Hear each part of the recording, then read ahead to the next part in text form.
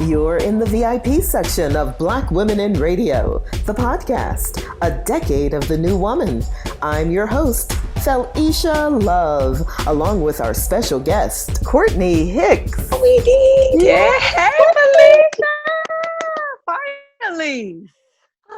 Finally.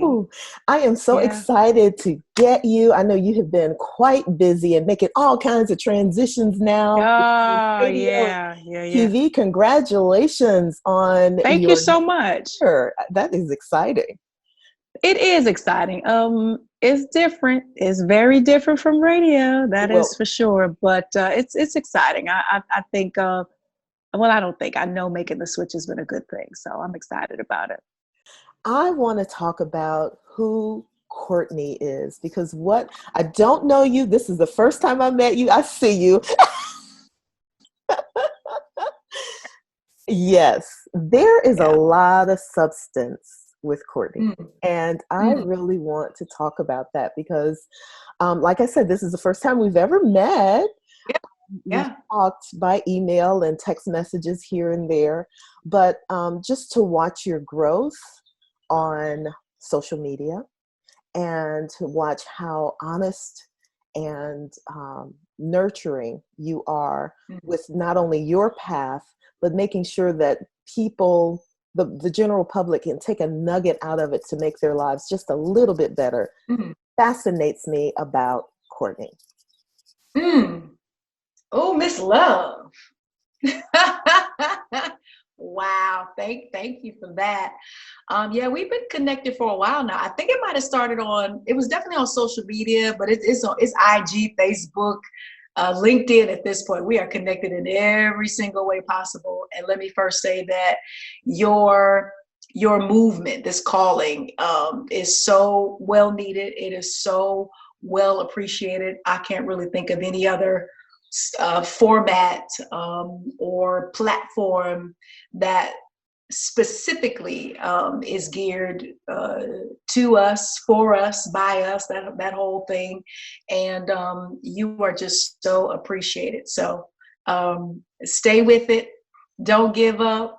And whatever it is you envision for this thing, can and will come into full fruition. So I just want to put that out there first and foremost.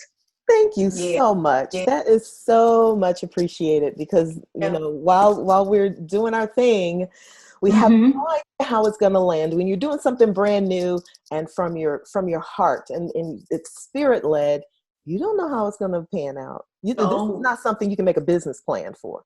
You don't. But I've been told and taught that when it doesn't make sense, then that's a sure bet that it's God. When it just doesn't make sense, you're going, what am I doing? But you feel it, and it's a gut thing, a spirit thing.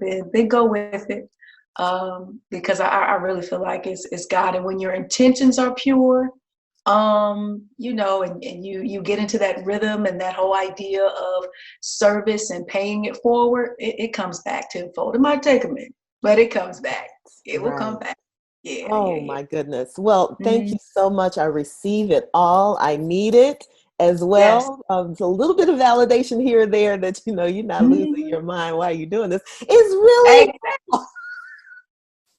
Because you will lose it, but you got to prepare yourself and have the tools, I would say, spiritually first and foremost, and mentally and emotionally to pull yourself back in, because you will lose your mind. But the key is to get it back. And when you get it back, promise yourself, pray, petition God to not let you get back to that spot again. And if you lose your mind again, make sure it's over something else gooder. Yes.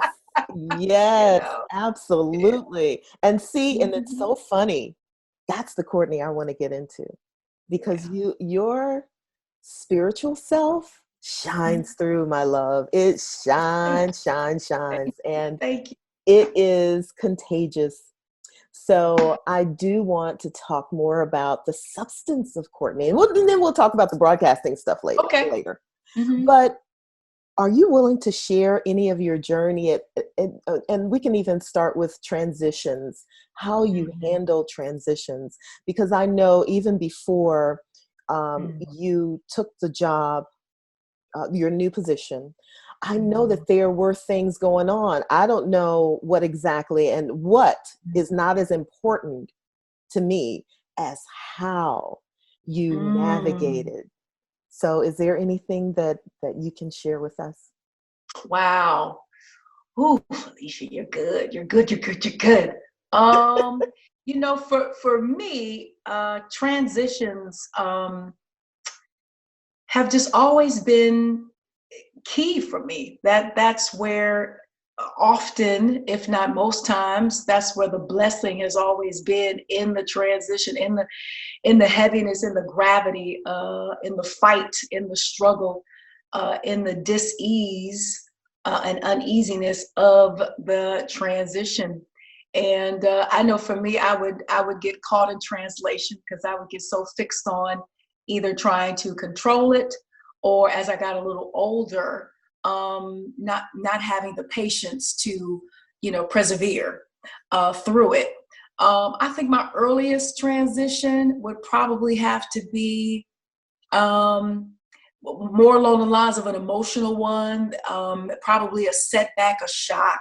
That's going to be like 90, 97, late 90s, when my dad suddenly passed. That was the first one. And so it's really, whether it's professional or whether it's personal, you're using the same kind of tools, if you will, to I like your word, navigate through it, or to survive it. Because most times, some of these transitions that come your way, you're not really going to be able to understand them. So the key is just try to survive it and move through it as gracefully as possible. And as we age, and I think aging is a wonderful, sweet thing in regards to what you then begin to yield as a result of the age, the wisdom, the understanding, the lessons, the fact that you've been able to increase your capacity to grow and expand, and so on and so forth. So but that was that first experience, that first transition, very, very difficult, because it shifted not only the dynamic of our family, but it just shifted me as, going from this young lady. I was late 20s, but still relatively a young lady in regards to, how well my parents took care of me. I didn't know how to write a check. My coworker, I love it. at my radio station in Chicago, she had to show me how to see, you do the what? So I had to grow up super quick, and really just begin now to take care of myself. I was 27, and back then my parents were the same age. So my mommy and daddy were 52, and I'm 49 now. And it just blows my mind that I thought that was so old. Yes. So when I think back on it, my mom was still a very young widow with a toddler, a teenager, and then she had us. We were already kind of grown and out, and so on and so forth. So that was really the first transition, and taking that, transition and the hardship of that into this whole new millennial that everybody was talking about. We were entering 2000, this new thing, and it's just going to be a whole new. And I was just sitting up there like, I don't see how. I don't have my daddy. Yeah, exactly. Yeah. And 1999 being the time that everything was supposed to fall apart, right? Wasn't it supposed to fall? Everything had already fallen apart, so I could care less. Yes. But it really, but it really opened me up as far as, okay, there's something more to this life. It's not about you. It's not about what you think you need or your wants. There's something much, much more. So I think you always come into this world with a sense of something. I just think my sense of something was always a heightened spiritual awareness.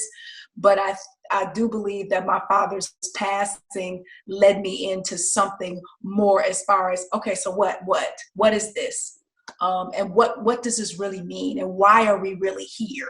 And so that really put me on that path. And then you kind of, inner energy and information kind of, finds its way to you, because that's what you're putting out there.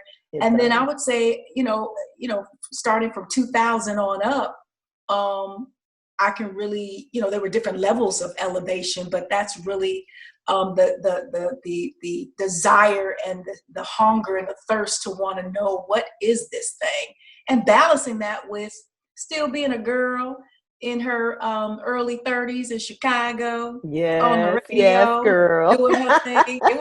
It was something. So the spiritual thing, I think, we all come with that. I think it's innate. I think for some of us, we take it, to different places and we apply it in different kind of ways.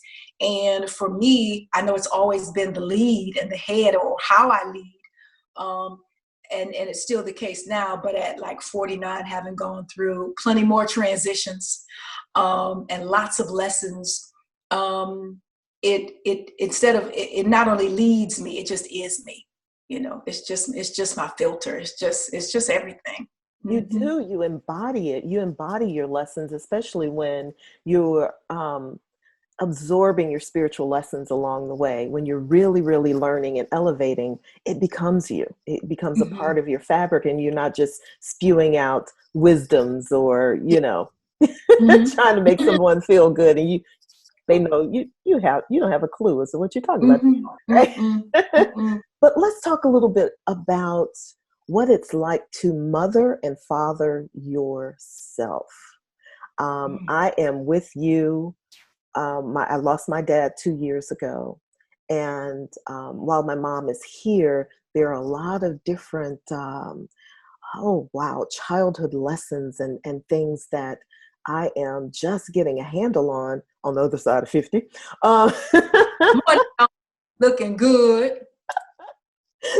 You, but it's amazing how our childhood affects our adulthood and how much we hold on to and forgive or not forgive or whatever.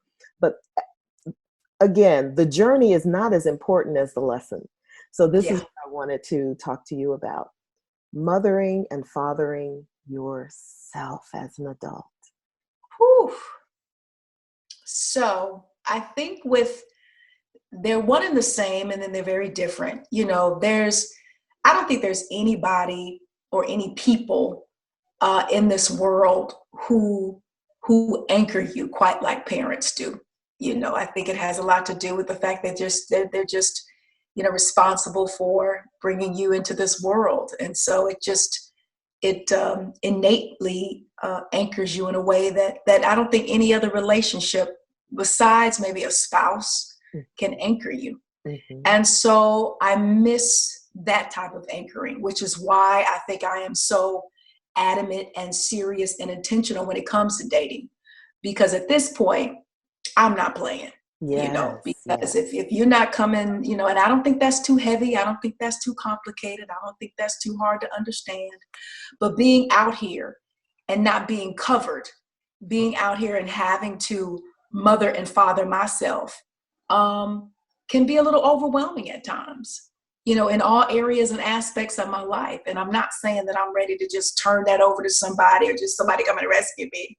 But there's I think there's a difference when someone shows up and is ready to journey with you, and how that allows you to just sort of kind of rest in that person a little bit. But back to your question, I think the fathering happened, so much sooner than I thought. When my father passed, he was still that superhero. So I didn't get a chance to really get to know him as my boy or a friend like I did with my mom, because she stayed around much longer. And, for me, my daddy specialized in certain things. He owned his own businesses. So, if there was, I really feel like I did okay financially with some of my decisions, but I often wonder how much better would they have been if I could pick up the phone and say, Daddy, when I bought my first house, what is this interest rate? What is the APR? What is all of this? I feel like I missed out on that kind of fathering in regards to what we assign to our dads as far as their knowledge and what they know. So I definitely have missed that over the years. There are a couple of things that always still come to mind when I go buy a car. I remember my daddy used to always say, you know, buying a new car just doesn't make sense, because as soon as you drive it off the lot, it depreciates. So, you know, back then they weren't calling them certified used cars, but you would just go get, you know, something that was like new. Yeah. And so just little things that he was able to impart before his passing, just in the way he lived his life and his mantras and his moral code and stuff like that. So moving through life, most times very single, because this industry will keep you moving, and I never really put down roots anywhere. Or you just meet somebody and they're just not a part of your life like that, or it just never got to that level where you can say, hey baby, about this, you know, how does credit card work? You know, what's all this late? And if I pay this, I mean, just the little simple things that, you know, I hear, you know, coworkers or girlfriends, you know, run past their parents or whoever that person is for them. So I feel like I did miss out on that because the brother that's right under me, he's only a year and some change under me, he was still a kid too. So, I mean, even though he's my go-to guy now, you know, you just didn't have that back then when we were growing up and learning.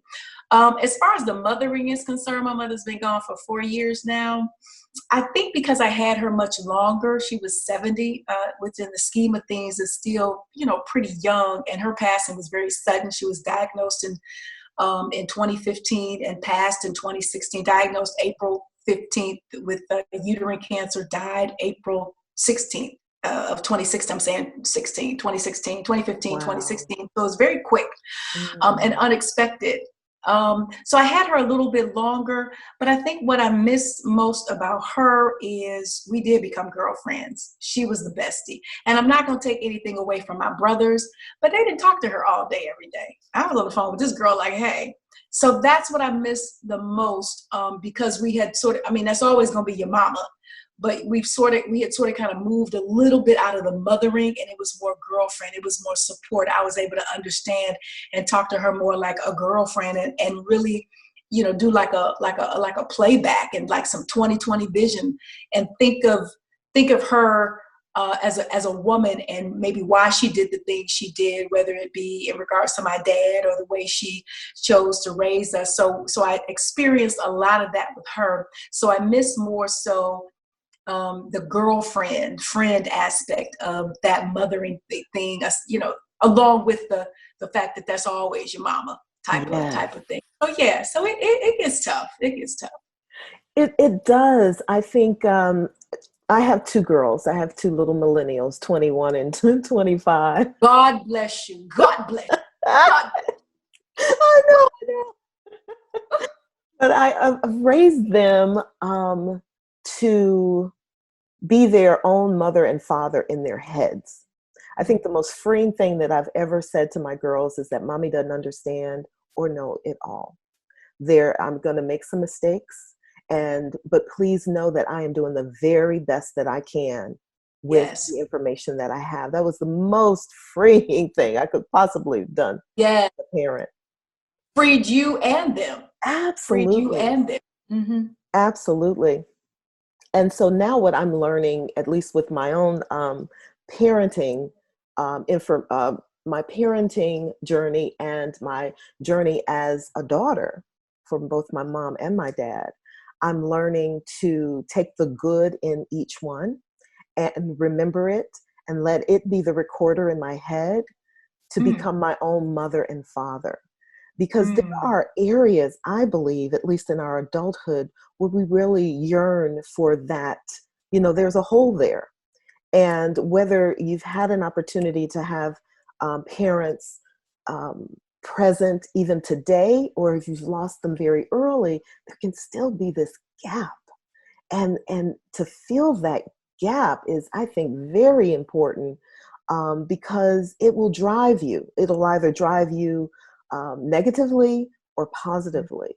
And what I'm hearing from your story is that you've been able to cultivate all of the richness and good in both relationships and keep it with you as an adult. So as you make these hard decisions as a single woman, you still have that foundation. And I think that's what I'm learning on this side of it, is the reason why I brought it up. Okay, next question. I know it's heavy in it. It's heavy, but it's. But you know what? I never mind, going there. I think the joy that I'm feeling now is just, I'm talking with somebody who gets it, who sees it, or can at least, feel it. And that's always nice, because, I'm always going to be on what I'm on, whether people, kind of get it, receive it or not. I'm always just going to be very consistent with that. Most, they'll get it on some level or another.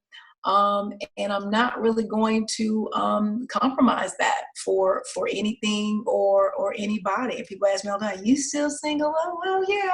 I mean, I could be with a whole bunch of different people. I used to have to start a line up myself. But when you yearn for something much more meaningful, you first have to get clear with yourself, and really, really take a look at that blueprint. What drives you, again, your moral code, and really, really be honest with yourself about what your non-negotiables are. Now, that doesn't mean that they won't necessarily, and that really doesn't, it just applies across the board. It's not just a relationship. And that doesn't mean those negotiables won't change as things change, as life changes. But, at your very, very core, I don't really think that changes too much. Your core is your core. So if you work from the inside out, I think you would somewhat avoid getting it wrong. And if you do, it's okay. Just reevaluate and keep it moving. Key word: keep it moving, no matter what. Even when it's hard, even when you're second guessing, pray and keep it moving. Absolutely. I heard bird while we were talking. I just take that. I'm sitting. There's two big picture windows here, and I have one open out, and there's a bird that sits right here in this tree. I'm like, I bet he's gonna be a part of our interview, and sure enough, he is. I love it. I take it as a good sign. I love it. Yeah. I love it. So let's talk about now. We've talked about establishing a blueprint for ourselves as single women and making these hard decisions even after losses. Let's talk a little bit about what it means to seek someone who's leveled up, because what I have noticed. Hon, I have my candle lit. Can I show my candle? Because that's a candle. I should have lit my incense, because, honey, that's one of those questions. Right? Yes, Lord. Yes, leveling up. Because, I think what happens is we level up and then we fall in love with whoever makes us feel good or satisfies what we think we need at the moment. What I've learned from 2 marriages is come on now. So honest. You have to seek someone. Yeah, that's, I was hoping this platform would be that. Just very honest. Yes, talk about what we want to talk about. Seeking those guys that have leveled up with us. Yeah. Well, first let me say this. You are really good. And for some of the younger generation listening in, who I think are on fire, I think radio is in good hands. The only issue is going to be dealing with these big conglomerates who are kind of running radio with this very interesting philosophy. But as far as who's up next and who has next and who's doing their thing with this generation, I'm real confident in it. And so if some of you are watching this, go back and listen to how Felicia, I have an EP named Felicia. My girl is Felicia, and then I got and then all y'all spell it different, so I get caught up in everybody's pronunciation. And I just got off of work not too long ago, and she is very particular. It is Felicia. I'm like, okay. Oh wow! And I'm Felicia. Felicia, like you fell in love. Felicia. See what I'm saying? I know. I knew it was something. So she's Felicia. I got a Felicia. I got a Felicia. And a Felicia. How do you Felicia? It's too much. It's too much. But I want you young ladies to listen how Felicia moved into that questioning. And I love how you took bits and pieces of what the other answers are. A lot of young ladies don't understand that the key to being a great interviewer is to listen and to be able to extract and go back to things that have been previously said. So that was like a little timeout moment. As you were asking the question, I was like, oh, she's good at bringing it all together and sewing it all together. So I want the young ladies to understand that, because sometimes they just and you're not. There's an art to this thing. There is an art to this thing. Thank you. Yes, you are awesome. A man. Let me see here. One that matters. One that you don't have to add a little bit of this one and that one and that one and that one to make one. Yeah, I wish I could. So, I'm guilty of it. I had this list. There's a girlfriend of mine. We used to make these lists all the time, and he got it, and he got it. And it wasn't really, I remember those lists. Of course we had our superficial moments, but it's so crazy because I don't have a list anymore. I just know. There's just this knowing. Yeah. And I feel I will know when that's him, and he'll know when it's me. And I feel like I've experienced that kind of connection once before.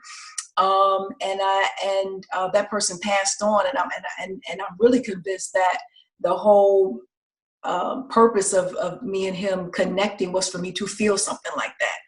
Because sometimes you have to know. Yeah, sometimes you have to know that that's not necessarily the person, but that there's something about that person or what the experience that person brings. That's what you take with you. It's not necessarily the person. He was a great person. Everybody thought we were together, but we weren't together, but we never said we weren't together. But I just know I know what that connection was. That was it right there.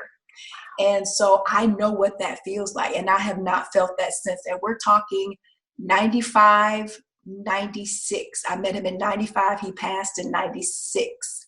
That's how long ago that feeling was. And I have not felt that since. I really liked people and been a little cuckoo over folks, but nothing like that just yet. Yeah. But it's coming.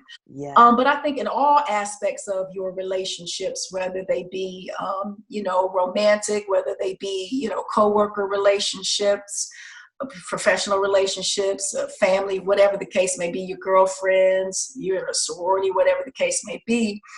I think it's important to understand that everybody's not going to be able to come. Everybody can't come with you. As you level up, as you evolve, as you grow, as you learn, as you know better, everybody's not going to be able to come. And that's okay. And it doesn't mean that you'll never speak to them again, or it doesn't mean that you'll never be in their company again. Sometimes it does mean that. It just means that you are just moving beyond whatever that was. And as long as you know that, I think you can better manage what that relationship is or isn't going to be. So specifically with a dude, I had my list. He had to be this, that, that. And then I kind of got rid of that. And I just feel like at this point, like I know what my, I don't even want to say standards, but I know what my deal breakers are. But at the same time, I've also had to let go of some deal breakers because I'm almost 50 years old. Mm-hmm. Dudes, when I meet them, if they're in my age bracket, they've been in relationships. Yes. They've been married. They've been in relationships and marriages that have produced children. Mm-hmm. And so for me to think that I'm going to find me someone who's never been married and no kids, and it's not bringing a village with them. Yes. I okay to maybe want that or desire that. But I also think it's necessary for me to be a little bit realistic and say that, if he does have children, is that a deal breaker? At this point, absolutely not. What is a deal breaker is when all of those other, the relationships that exist are not in order. Mm. Whatever order is for that man and the kids and the moms or whatever the case may be, whatever is order, it just has to be in order. Because what I know that I can't do, and I've done it, what I know that I can't do is when there's still some emotional residue on some level between my man and the woman he was formerly with and them sharing kids together. That's what I cannot do, because I've already had to process in my mind that, okay, I'm going into this sharing him. I really am, because it's a package deal. And it's not just him and the kids, it's him, the kids, and however many mothers there are. Right. And sisters. My prayer is one. I just want one. And my prayer is as an ex-wife. You know, if I've got to get into this situation, at least y'all was married and tried to make the thing work and do it, quote unquote, the right way. But it's a lot. And it's so funny. It's so interesting how, and I can only speak from my perspective as a woman. I'm a woman, you know, who dates men. I can only speak from that perspective. And I'm sure on the flip side, I'm sure there are guys who can talk about maybe, you know, women and what and how they do. But I just, at this point, you know, I'm running into dudes my age and a little older, and they have 6-year-olds and 10-year-olds, and that's a lot. Can they be 15, 16, 17, 19, 25, 27? You know what I'm saying? I'm like, that's a lot. And so you have to take all of that in, because I think what we do is we fall in love or we marry the idea of the person, and we don't really take in the reality of that person. And so I want to stay clear the whole way, and you know, love children. It just did not, you know, I never, and then somebody just asked me today, I never had a husband, so it did not cross my mind. It didn't even cross my mind that children would be in the picture because there wasn't a husband. And that's not anything that my parents impressed upon. It's just what I come from. I mean, I have 3 brothers, and my parents died, no nieces, no nephews. And I just think sometimes that's just how you're sort of kind of conditioned, and that's what you kind of want and or expect, you know, for yourself. But I do believe at this point, you know, kids will come to me, not through me, and to me by way of probably being with somebody who already has children. But if he's never been married and has no kids, that's okay too. That's the first choice. It really is. If I'm being honest with myself, you gotta be honest with yourself. But I mean, how realistic is that? You know. I totally know. I did the marrying the idea of a guy. Totally doesn't work. Yes. Yeah. It's okay. We've all done it, whether we married or dated them or what. You date the idea. Oh yes. You do. Oh, yeah. You date the idea. You fall in love with the idea. You convince yourself that is absolutely the idea, until one day you wake up and say, "What the hell?" Until the reality of who he is and who you are with him slaps you right in the face. Right there, right between the eyes. I tell you what, I wanted to talk to you about the interesting aspect of life when you're dating and you think you found the one, and for whatever reason, he's no longer there. I love what you just said about your experience, in that you were able to understand in your heart of hearts what it felt like. It's like your heart expanded, and so now you can't unsee that. And see? Podcast over. Bye-bye. Love you, Miss Love. Bye-bye now. That's it. Yes. Isn't that it? And it's just amazing. But one thing that we do as women, though, we get hung up on that person and that experience, and it's tough to move on. And so I would love to speak to whoever's listening to this podcast to understand that sometimes, you know, that old adage, people are here for a season and a reason and so forth. It's so true. Although when you're going through it, you don't want to hear that crap. You don't want to hear. When you're going in, when you're in the, I love that look you're giving me. When you're in the valley, you don't want to hear anything. At least I didn't. It's like, if one more person tell me God won't give you anything that you can't handle, I'm gonna smack them. That's how I felt. I didn't want to hear that. I be like, well, sometimes God be thinking a little too much of me because I can't handle this. This is ridiculous. Exactly. It's like, can we talk, God? I have had some conversations with God. Okay. That is like a brother-sister kind of situation. Oh, yes. Like, what are you thinking? You cannot think this is okay. Yeah. But the whole idea of, we have to stop pigeonhole. I mean, God created us, and think about what you think about in your head and what you talk about, and what you get yourself involved in. So when you go to him, when you go to that spiritual alliance, because I got a crew, I talk to them. I'm sitting up here talking to you, like, listen. Absolutely. I don't think there's anything wrong with that. I really don't.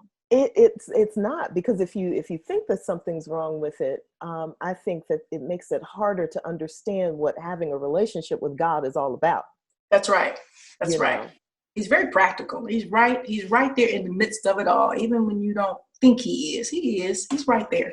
Exactly. Mm-hmm. So if you guys are listening, and you got hung up on a guy and you just felt like that was the one, it was very possible that he was the one just to show you your next level up.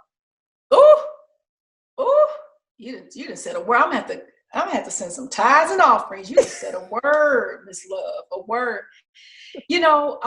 We've all been there, and some of us are still there. Yep. And one thing about a woman, let me tell y'all something, and just be honest with yourself. You're not done until you're done.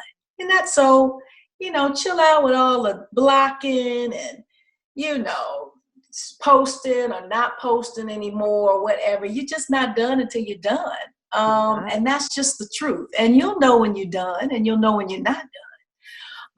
And I found since the age of social media that, or cell phones, that, when you block, that's when they get through, because you're really not finished in most times. When you do all that blocking, I don't think you're finished. I think if anything, it may be sometimes to torment or whatever the case may be, or to punish. But let me tell you something. When I was finished and knew I didn't have to block.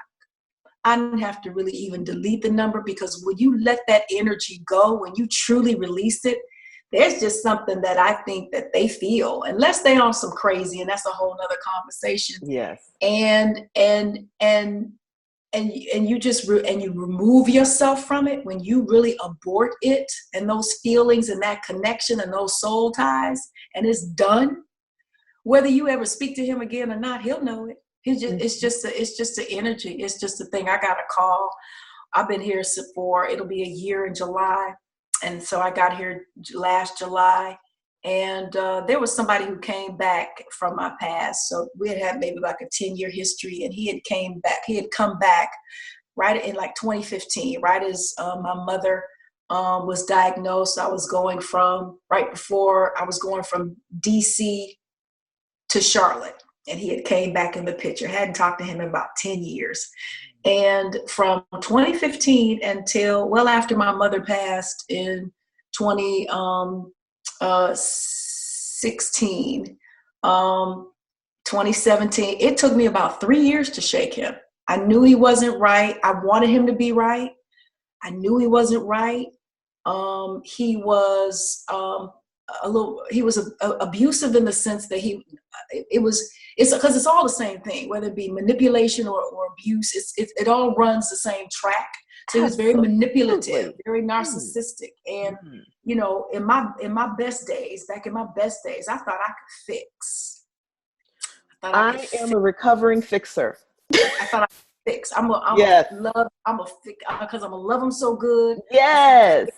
You're going to know what it really means, and then you'll understand. Girl, that's a whole lot of unnecessary of your energy. Yes. And it took me about 3 years to shake this cat. And he was younger than me. He was like 10 years younger than me. Woo. And just kids. And turns out there was a wife, but he divorced while they were separated, 2 different households and everything. And we never lived in the same city. We used to be in Chicago together, but we never lived in the same city since we reconnected. He has already separated. But there was a divorce while we were reconnected. And just the fact that he felt he had to be dishonest about that. I mean, it was just, he wasn't really supportive when I was going through what I was going through with my mom. And at the time, I'd say he was the closest guy to me. And it took me about 3 years to shake him. But once it was shook, this dude called me. I hadn't talked to him in maybe the top of 18. He had called me fall, maybe end of summer 2019. And I think he just knew it. It just, and I didn't have a problem picking up because I knew, you know, and I needed him to hear the energy. I needed him to hear where I was at. He didn't know I had moved. He didn't know I had prayed myself into a new dimension. I wasn't even the same. What you talking about? I was on a whole, I left him behind in the past dimension. You know, I was in the wilderness for a minute, and then he was all in that. So when he called, it didn't bother me to pick it up. That's because I didn't block or anything. I hadn't heard from him. Picked up, and I think he just heard it. He did ask me, he did ask me where I was. I told him I was in Georgia, whole new career. And he kind of paused for a minute, and he was like, let me call you back. Never heard from him again. Whatever that is, when you release it, believe you me, they feel it, and they don't, and they just go away. And I have not thought about, it's the first time I've talked about him in a minute, and I'm just using him as an example. Would I do things differently if I could do it again? Absolutely. But, you know, you can't go back and change anything. You just have to grow and go from it. That's another cliche people say a lot. Some of the cliches are good, but some of them do get on my nerves. I know. Yeah. And then, and really keep it moving. And shame on me if I would never find myself with him again, but shame on me if I were to, you know, water seeks its own level. And so shame on me if I were to even think about choosing, even just to talk to someone who is reminiscent of that. Why would you, you know, we pray for deliverance, and then, you know, God will deliver us or whatever. And then we because that lesson hasn't been learned or realized, we find ourselves right back in that situation. So with that situation and a couple of other people, I know exactly I don't know what he looks like just yet. I know what I like. I know what I would like him to look like, but I know what he is supposed to feel like. I really do. And I had that one situation back in the mid 90s where I know where I know what that connection feels like. And then, but most of the other situations have been an illustration of what I know it ain't supposed to feel like. So yeah. Oh, isn't that the truth? That's our lesson in relationship. We learn what it's supposed to feel like, what we do enjoy, what we will tolerate, and the opposite of that. I love the part when you said, spiritually, he will know.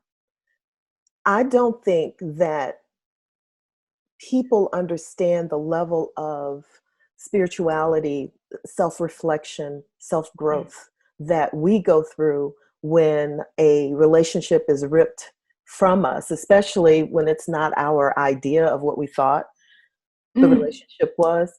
And you mentioned it, you said you were in the wilderness there for a moment, and I'm willing to bet that wilderness was the spiritual growth, right? Yeah. Oh, absolutely. He came along right. Well, I didn't even know what I was about to enter into. You know, hindsight can be 20/20 if you let it. So this fool popped back up in 2015, the top of 2015. I remember it was my birthday. So it's February 2015. I was transitioning. I was already in sort of kind of this pre-wilderness. I didn't really know it just yet, spiritually speaking. I think I was, you know, because things were still okay, transitioning from the DC market to Charlotte, kind of still landed on my feet. Charlotte was comfortable. The money was cool. I could get out there and hustle and club and do my thing. And, you know, still a nice apartment and car and stuff. So nothing had really shifted just yet, but it was my pre-wilderness for sure. I was being stripped down and didn't even know it. And then here comes this, he was all throughout Charlotte. It was volatile in the sense that when I say volatile, I say it to say, you know, I was, you know, you have this sort of kind of diagnosis that comes out of nowhere with my mom. And I wanted him to be the rock. I wanted him to be the person that I could go to, my support. And he was in no way prepared or built or wired to be any of that. Potentially could be, but at this point you got to stop falling in love with potentially could be, and again falling in love with the idea of who you think he is or who you want him to be. And to be quite honest with to be quite honest with you, I'm also a culprit because it was just so unfair and so cruel of me in return and volatile of me in return to expect this man to love me in a way that he couldn't. And because he did love me, he stayed, but he can only love me, if you will, the way that he knew, which was very interesting because of his childhood and his relationship or lack thereof with his mom. That's when the rubber meets the road. Yeah. When you fall in love with someone, you fall in love with their history of being in love. Yeah. So I don't think he had a firm, solid idea of, I think he wanted something different and new and kind of saw that in me. But I don't think he was ever going to be able to step up, if you will. And some of that was just him and how he had decided to kind of think things through. And then some of that was the upbringing and the lack thereof, as far as, you know, what kids and young people need, especially young boys, as a foundation. He loved his mother, but he didn't like her. So how in the hell was he gonna come and be my king, my lead, my cover? Absolutely. I was out of my mind. I was out of my mind. But I was very much so distracted by, I think I'm about to lose my mama. I need somebody. I'm going to make this work. What do you want me to do? What is your problem? What? Yes. It was unfair to him too, because he wasn't capable. He wanted to try. He wasn't capable of loving me that deeply. Oh. But we do that even when we marry the guy. We don't realize that they come with all of this baggage. I think that men kind of take pointers from the women that they're around. And some guys, at least in my experience, this last guy mimics what you just talked about. Through the lies. So they're saying what they think you want to hear, but they're not really giving you the information that you're asking for. I mean, you're asking for that connection and that realization and all of that, but they're not giving you that. They're giving you the I love you and I'll take care of you and you're the best thing that's ever happened to me. And what I call they fake left and go right. But you don't know until you know. This right, and this one was, when I say manipulative, it didn't necessarily work on me because but it worked me because I was in a spot with that. I was very vulnerable, so it didn't work on me, but he worked me. You know, he would say stuff like, you know, well, I don't want to be with you. But, you know, so if there's somebody else, you know, who you interested in, you probably need to go ahead and go on and be with them. But I love you, though. I mean, I love you. What the hell? And you know, when you've got those emotional, spiritual ties all intertwined, that conversation is like you said.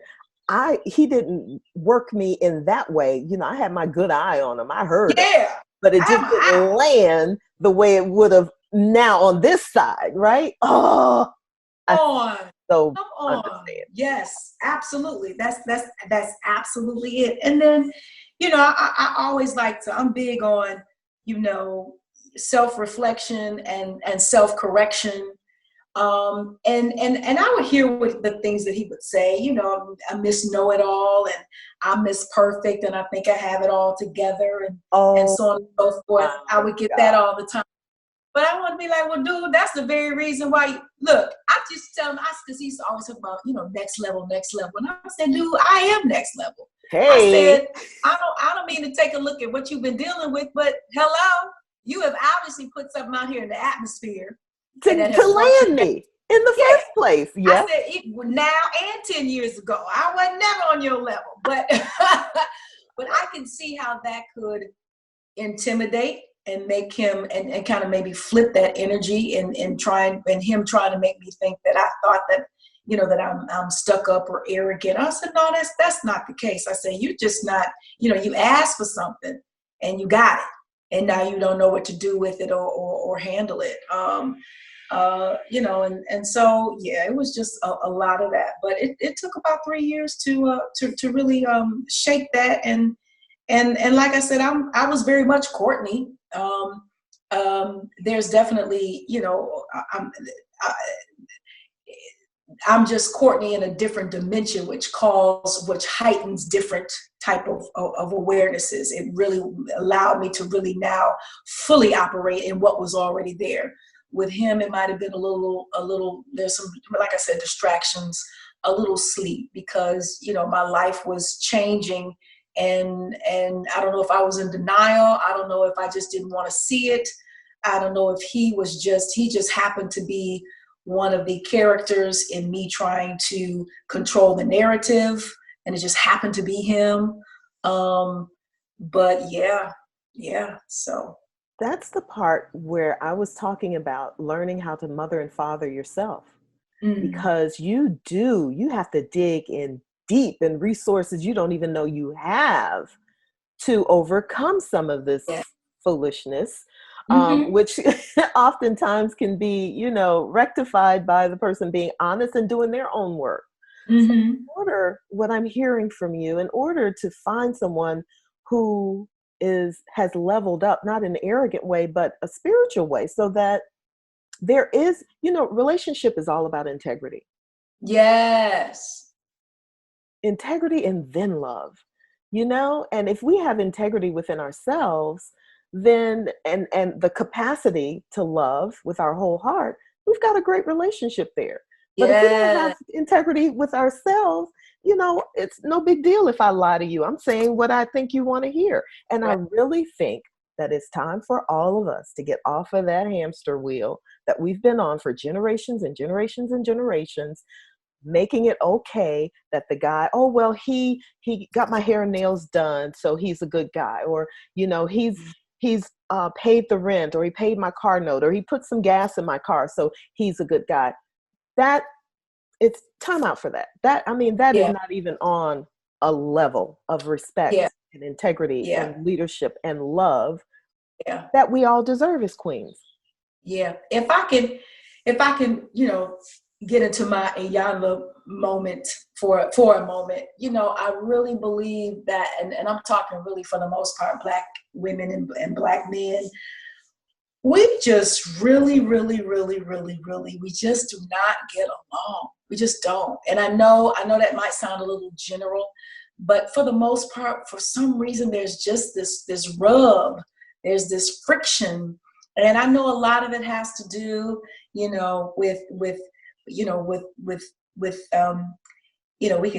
could trace it all the way back to when we were brought to these shores, and the way that we were ripped apart and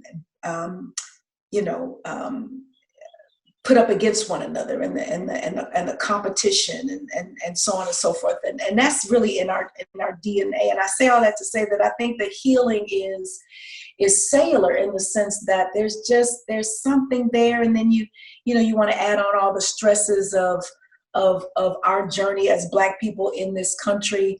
And then I think, as Black women, we've been able to matriculate and move through this system, probably, and navigate it a little bit better than our brother man. A lot of that has to do with, I believe that, when a Black man is at his best, he is unstoppable. He's just unstoppable. And I think that makes him public enemy number one. And I think that's why you get a lot of the emasculation, or they're going to kill you, or they're going to lock you up, or they're going to keep you at a disadvantage and find a way to politically and economically keep you out of your home. I did a lot of studying in college about that whole, theory or conspiracy, if you will, but I believe is the truth in the 70s. I did too, Cortney. I think, and I society think we need to talk knew about it more. Yeah, I think society knew that our strength was the Black family. That was just our core. That was our foundation. And I think they strategically found a way to break that up, and to the point where, you would be rewarded if the man wasn't in your home, as far as, the government taking public care of you, assistance subsidizing and things like that. And I just think that has just, added on layers on top of layers on top of layers. And then I think we're allowed to advance a little bit more. And so, we've got our degrees and our house and our fancy car and our trips and our nails and our hair. And, now we're looking for a dude, and, we don't, we're up here and he's down here. Right. And I'm not saying that, that there hasn't been opportunity, but sometimes when things have been manipulated in a way that causes the imbalance, are you going to choose the sanitation worker, and you are miss everything? So, I don't know. And it's just my theory, and it's my opinion, and there's a lot more to it. But I just think that as Black men and Black women, we are just not getting along as we could, as we should, whether we're going to be with each other or not. We've been with each other. We've got these kids to raise. We've got these blocks and neighborhoods to take care of. We've got more life to live, and we've got more platforms to step up on, and we've got more justice to get. We've got more, we've got more to do, and it is all going to start with our relationship with one another. I just don't think it's as healthy as it could be, and the relationships out there that are healthy, they're so buried, and you don't see them. That's why I love social media and some of these pages that dedicate themselves to showing Black healthy love. What it looks like. Because you just don't see it. You just don't see it. Especially if, I'm speaking for myself, look at, all I have is my vision board of what it should be, and a couple of, a trail of relationships that I've learned from.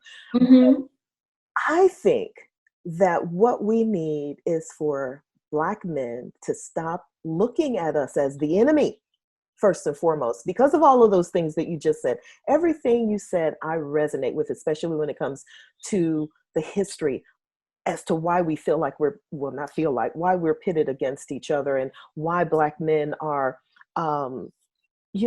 just, they haven't gotten a break. They have not. But the Black men that we are looking for to step up are those who refuse to be victims anymore, those who will do the spiritual work, just like these women have. We have done our spiritual work. I think that a lot of men have just given up and just said, they don't know. They don't have a path like we do. There's no school that a Black man can go to learn how to build from scratch, to navigate the waters of relationships, because they're still thinking with, that appendage. Yeah. So, I would definitely agree that there's not as much support to me. Absolutely. But I think what was it? My mom used to always say, look at the Dr. Jekyll, look at your monster, kind of a thing. I think we all have it. Yeah, we all have to take a look at, maybe how we've conditioned and socialized Black men too. Absolutely. To be unemotional, to be strong, to handle whatever, whenever, however, and really maybe sometimes not have given them that space to be sensitive and to say what's bothering them and why it's bothering them. But I do think, sure, we've all got to take responsibility for our lives and make decisions that are going to yield us the results that we want.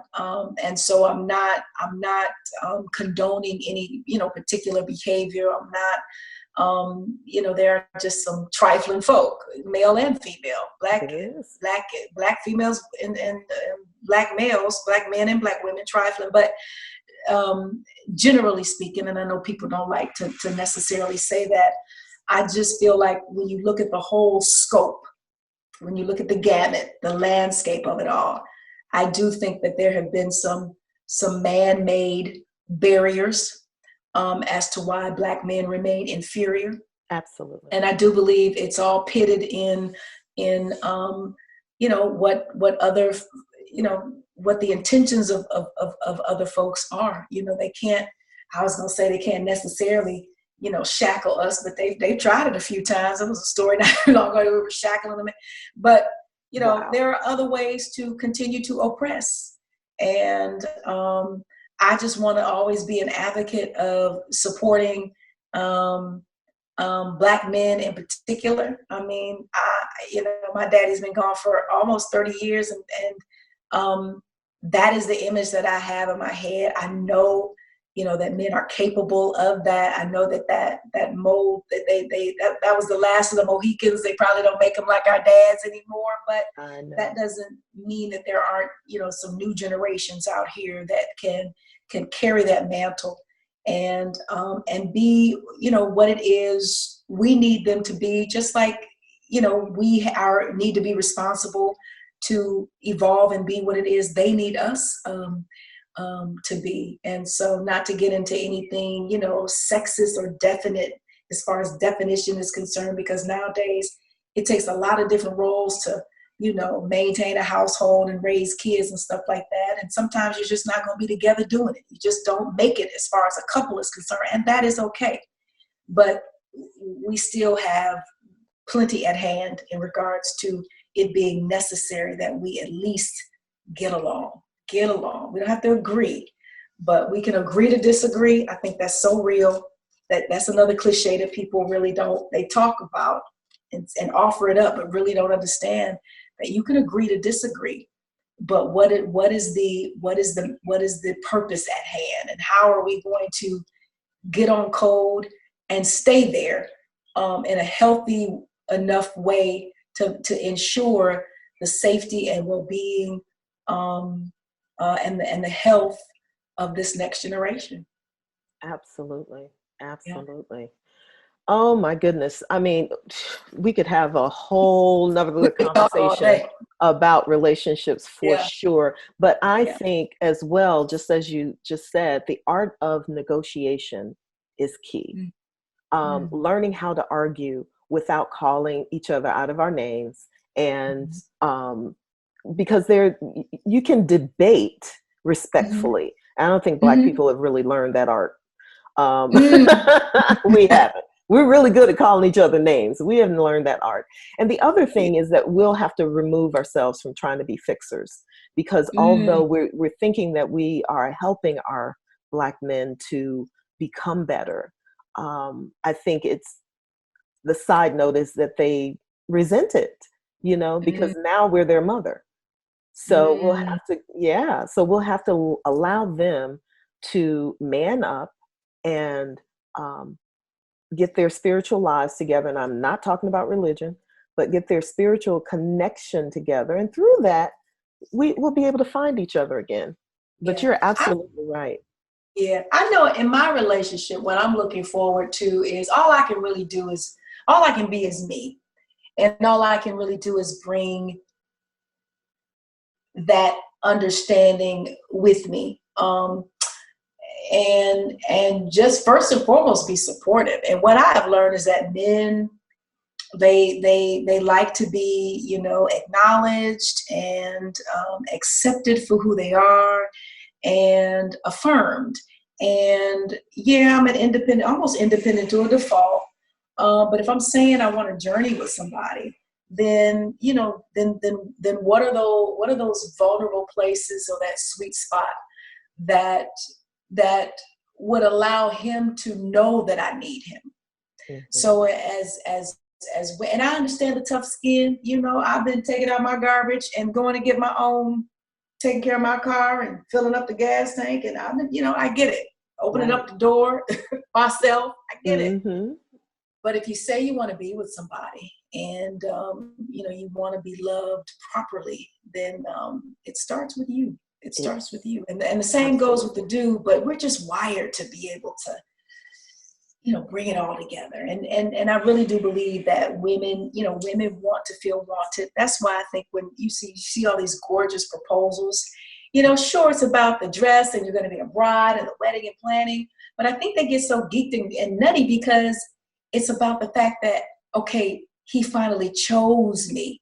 He chose you. Exactly. I've seen that. Times where the girl forgets to put the ring on because she's hugging his neck and crying, and because he chose her. I think women want to feel wanted. However, we must understand that men need to feel needed. So you have to really plug into what stokes the fire, what feeds it, what's going to give you the results that you need. And that's going to be specific and different from man to man, and from woman to woman. And that is what the whole point of connecting and dating and getting to know somebody is all about. But I think there is something, just some general type of information that needs to be gathered, that you need to have set point. Just even walking into something, you should sort of kind of know. Truth being one of them. Yeah. Oh, yeah. Telling the truth would be one of them. Oh, yes. Well, showing up authentically. Yeah.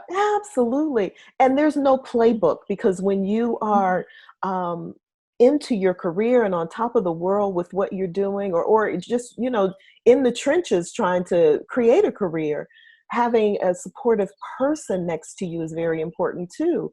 And oftentimes men feel like you're going to be taken away from them by being authentically who you are, and that bright light and that ambition and brilliance. So, there has to be trust, there has to be trust from both parties, I think. Oh yeah. My guy's going to have to be pretty confident. He's going to have to be pretty confident because, based on what I do, there'll be times when he'll be Mr. Hicks, but as long as he knows that I know that when we go back home, he is the king. Absolutely. Okay. Like, I got you, babe. Yeah. Absolutely. Before you go, I want to ask you about your journey in radio. What got you started, and what have you learned from it? I was at Michigan State University. Couldn't tell you what I was studying, honey. Didn't even want to go to college. In my house, it wasn't if you were going, it was where. I love it. Yeah, I went to check out my dean, and back then, this is going to be early 90s, so no computers, no computer system. You go and you looked at a board, and you just saw like internship opportunities, and I saw one. This was 94, and I was like, oh, I could do this. I like to talk. I went to a commercial radio station owned by a Black family in East Lansing, the Duboses.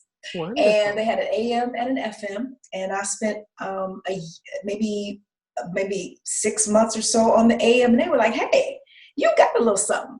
Come on over to the FM side. I was doing nights, 6 to 10. I was Lansing's homegirl, and I was making $6.10 an hour, maybe. Yes.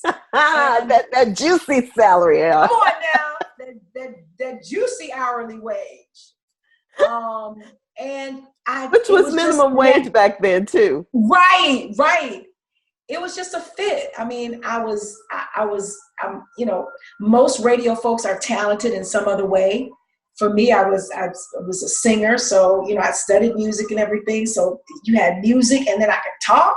I was a little girl. I was a talker. My dad used to be like, "Please, Cortney, just please be quiet." So it just worked for me, and that was 94. And by 95. Lansing was market 114 at the time. By the top of 95, I was in market 3, Chicago, doing middays, making $25,000 a year, girl. You say back in 95, that was a lot of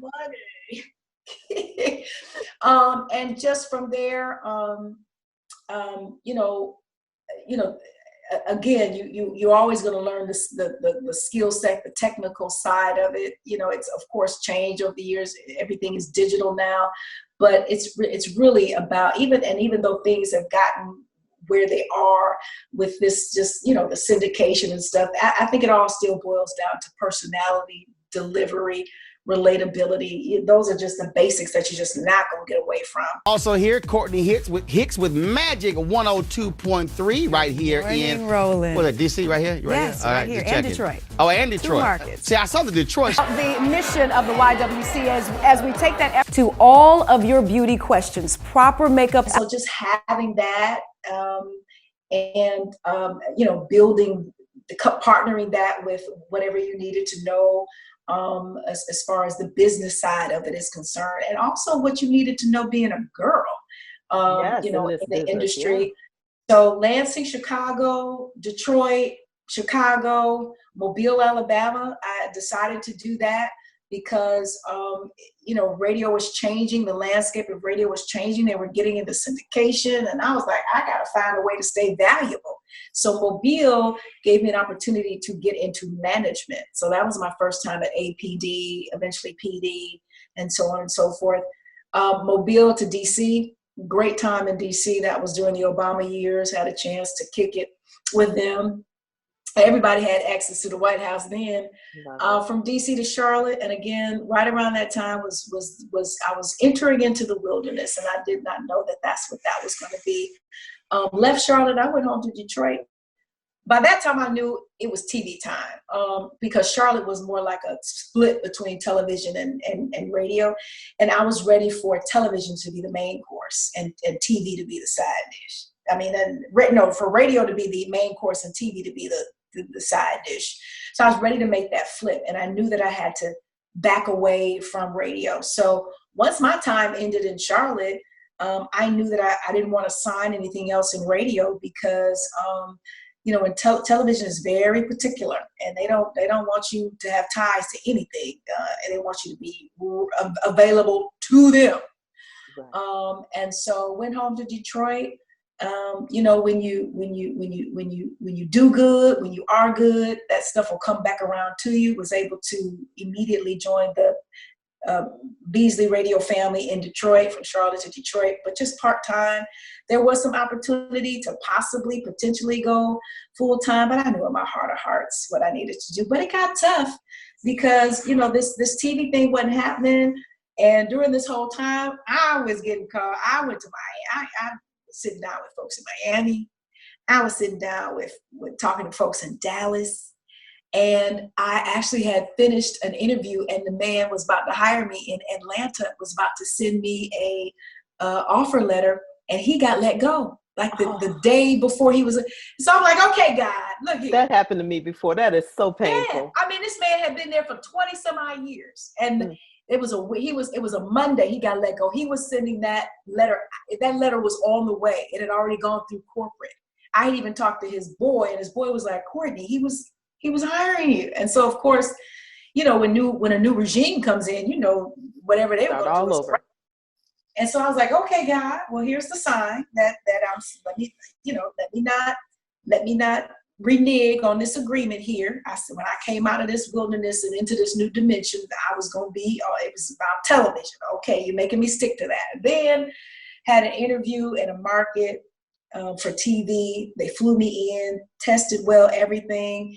And then they wanted me to come back and to do a screen test with somebody else. The weather was really bad. All the flights were canceled. And you know, the people never called me back. I was devastated. I was devastated. But was going through LinkedIn. I was sending my tapes out to news directors. And I thought this guy was a news director. Turns out he was a talent agent. And he saw whatever he was supposed to see, he saw it. And he was like, I think you got something here. Let's talk. He believed in me. I decided to sign with his agency. It took me a minute because I had something else cooking, you know, in a pot. And I was like, well, if I can get this job myself and not have to pay an agent 10%, then but that didn't pan out either. And I was like, okay, well, this must be the plan. And maybe within about 2 months of signing with him, we started talking with Augusta, and maybe with about a month and a half after our first initial talk with Augusta, I was down here. So it was definitely tough and trying. And if the walls at my parents, because we kept our parents home, if them walls could talk, honey, yeah. But you know, in the end, it was all worth it. So here we are, and I still love radio. It's what created this whole platform. I still do radio. I still have a show in Texas with Town Square Media, R&B station, R&B station in Central Texas. So, you know, radio is not totally off the map, but yeah. Wow, what a journey! I love hearing our stories. Tell me this: what would you say to those who are listening in terms of how to stay valuable and not just, loyal to one medium or the other, but just staying valuable with the craft and the talent that we have to offer. Yeah. I would say in this day and age, definitely the skill set. So I mean, let's be honest. Nowadays, I was in radio, and I saw radio. I think we both saw radio go from, this behind the mic thing to something very visual. Yes. Radio is very visual, and it started with the websites when they started putting our pictures on the websites. Back in the day. Yeah. Like, oh my gosh, we're recognized now. Like what? So I would say nowadays, in order to remain valuable, is diversify. Am I saying that right? Diversify. Do everything that you possibly can. Just make it make sense, and try not to spread yourself too thin or sell yourself out. If it's about endorsing a product, make sure you take that product for real. Make sure it's a part of your lifestyle and it's a reflection of who you are and what you are, or and the direction of your life, maybe a part of your passion. Don't just take it to be, making the money, because you got to be believable, So I would say diversify. And I would say, aside from that, fundamentally speaking, have your skill set down. What I've noticed with some of the younger generation is there's this nasally sound going on. I don't know what that is. It's very, very nasally. And it's a very, and you talk to the young lady, and then you hear them on the air, and you got two different kind of voices going on. I used to always pride myself on being the same on the air as I was off, even in talking. And when I still mentor, I tell the young ladies in particular, I say, this is a conversation. Sure, there are elements of performing, but it's a conversation. So I would say, as far as, a skill set is concerned, relatability, delivery, hone in on your sound, and when you listen to music, especially in our generation, that was Whitney, that was Gladys, that was Mariah, absolutely, that was Mary. Think about applying that to radio, and when it's time for you to talk, you press that button, you're talking to hundreds of thousands of people, sometimes millions of people. What is your sound? How do you want to resonate? How do you want to be heard? How do you want to be, remembered? I mean, you really can't control how people, perceive, and nowadays on this social media thing, what they comment about. But you can at least control or be certain of what you put out there. Same thing goes for social media. Social media is king or queen, however you want to look at it. And it's a must. And, I knew social media was about to be important when a radio executive reached me on my DM. I was like, so this is acceptable now? So let me get with this thing. And I pride myself on having, I think, a social media presence that can rival some of these young girls. They keep me young and fresh. I know, right? I hang with them a little bit. I think I'm doing pretty good, But just be pliable, meaning, be fluid, be like water, kind of be able to fit into all areas, even if it's an area that you didn't necessarily see coming, or you don't necessarily think is a great fit. You just never know how that's going to bless you. I used to be a production director. I hate production, but on that resume, somebody sitting down looking at my stuff, that's like, well, whoa, you've done a lot of things, and this is back with splicing tape and razor blades and stuff. The white grease pencil. Come on now. So, and we were good at it with precision. Yes, scary good. Reels and everything. So stop turning your nose up at what you think doesn't fit you, or whatever the case may be. But yeah, I think diversify. And nowadays with social media and just the instant kind of result you can sort of kind of get with this kind of age we live in. I mean, with us, it was, we had to hit the pavement. You would hear us on the radio, then we had to hit the pavement. Kiss babies, hug, yes. Appearances, club. Nowadays, you could always be on in regards to social media. So use it to your advantage, and don't do nothing you're gonna regret. Yeah, there's plenty of opportunities out there for you to do that. None you gonna regret. You know what? This interview went longer, but I'm not surprised. I am not. Go even longer. Yes, but I'm going to be respectful of your time. Thank you so much for extending yourself and staying on the interview longer, because we've got a lot to talk about. We could, oh my gosh, please come back. Let me say that. We'll have to do a part 2. Yes. We'll do a part and the 2. other thing is that I'd really love to do a webinar, and I want to set up a line of mentors, and I would love you to be a part of that speaking. Absolutely. Would you Absolutely. Don't ask. No more. Absolutely. Love it. Love it. Yeah. So and I know you're there. You're there in Atlanta, right? Yes. Okay. So we're not far. I gotta get up. I haven't been that way in a minute, but you are definitely on my list. Some lunch or something once this situation, I just don't know. Just it's something's got to give. Something has got to give. Yeah. You are so right. But I'm looking forward to lunch, definitely. Yes. But before you go, 30 seconds more. You've got to play this game with me. It's word association. Okay, I got it. Are you ready? Let's do it. Okay. Yep. All right. Let's see. Sports car or luxury car or SUV? Luxury car. Massage or no massage? Oh, a massage. And a man can do it too. Yes. R&B or hip hop? R&B. Religious or spiritual? Spiritual. Beach or mountains? Beach. I love that. That's where you can find me for sure. TV or radio? Or theater? Ooh. No comment. I know these are hard. Got to give me one, Cortney. Right now, I'd say, as far as the moment that I'm in, TV. Okay, that's fair enough, because you just said be fluid. Oh, honey. Fluid. Okay. Yeah. All right. Weave or natural? Oh my God, a weave, a whole unit. Come on now. It needs to be redone. It's moving a little bit. You look beautiful, girl. Cut it out.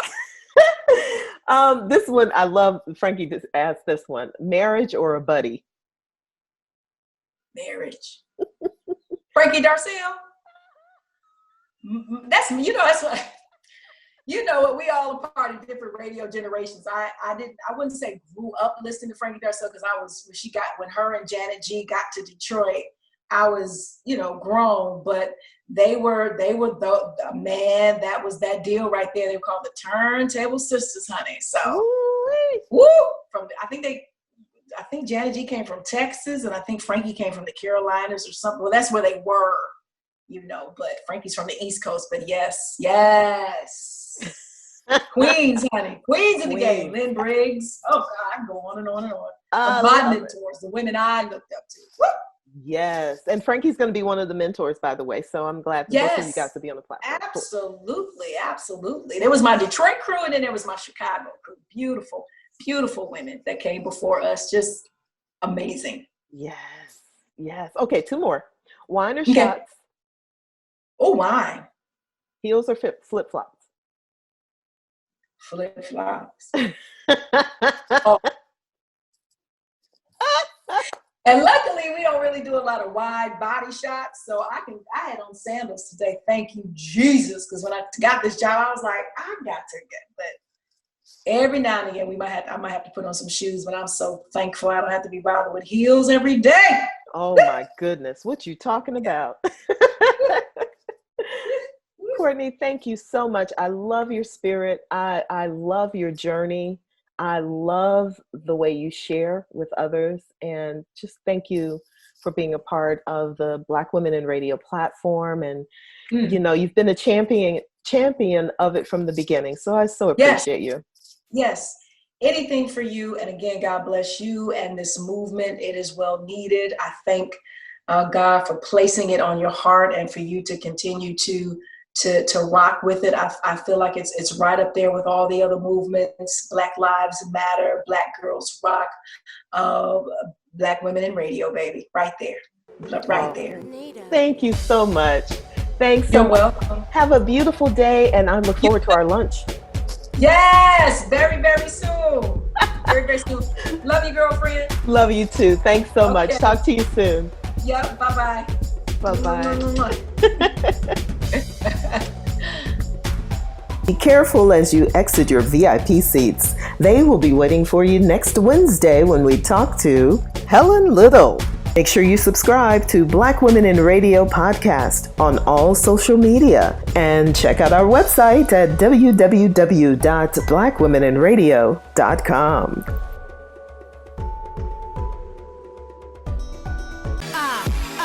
Here we go! Those are the things that are going on behind the scenes that listeners, you never want them to feel that, you know. You don't want them to feel that you're frustrated. You don't want them to feel that your feelings are hurt or that you're overwhelmed, but you just want to make sure it's an ultimate experience from them from start to finish. When that lane is ready for me, I will be here ready, still being Kiki. Yeah, Joe Schmo is coming in about 5 minutes, but I need you to do this interview. And that's just when you kind of like, okay, you remember, you know, this is what you do. I don't want to be anything other than Kiki. You know, I don't want to be the next girl. I don't want to be, you know, the other girl. I want to be Kiki. It was like if you wanted to play, you know, basketball, and I felt like I just ended up on the court with Jordan.